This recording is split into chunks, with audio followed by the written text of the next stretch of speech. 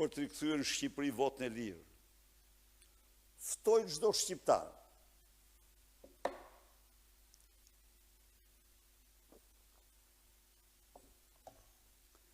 të analizoj me gjaktësi të gjithë faktorët që degraduan procesin zgjedhor në farzë zgjedhore. Kjo në interesin e tij më të mirë, në interesin e të vërtetave që ai duhet të besojë. Dhe pastaj të marrë vendimet e duhura. Vendimin që do të dëshirojë. Ne do respektojmë çdo vendim të çdo qytetari. Por unë besoj se ata qindra mijëra qytetarë që votuan kundër opozicës, kundër qeverisë kërkojnë t'u dile zot votës tyre.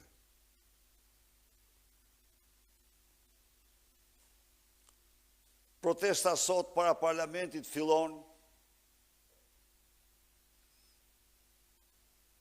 gjithashtu për të krijuar një tribunë parlamentare qytetare, mbasi narkoparlamenti ka mbyll çdo mundësi, çdo hapësirë dhe ka shkel çdo të drejtë kushtetuese për opozitën.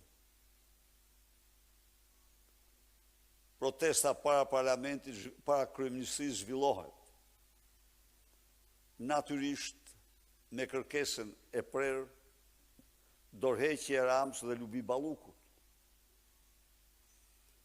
Janë jo të pak qytetarë që mendojnë se kjo protestë duhet zhvillohej para Ministrisë së Ekonomisë Energjetikës. Por jo, sepse nuk është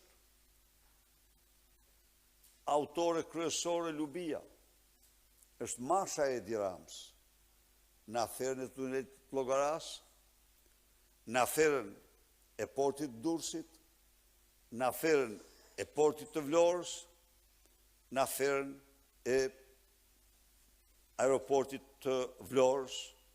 Pra, e vërteta, ajo ishte thjesht një instrument, një person që Edi Rama e ka përdor për 25 vitesh për të gjitha vjedhjet e tij.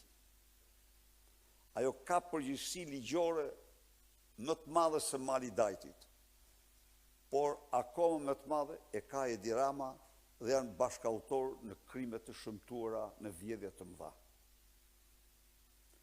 Ndaj dhe unë ftoj qytetarët e Tiranës, por dhe të gjithë qytetarët e tjerë që dëshirojnë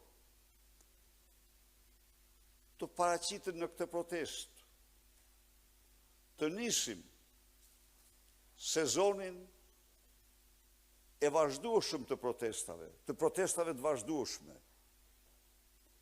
të shumë llojta, gjersa të realizojmë qëllimin tonë të japim mundësi shqiptarëve të votojnë qytetarë të lirë.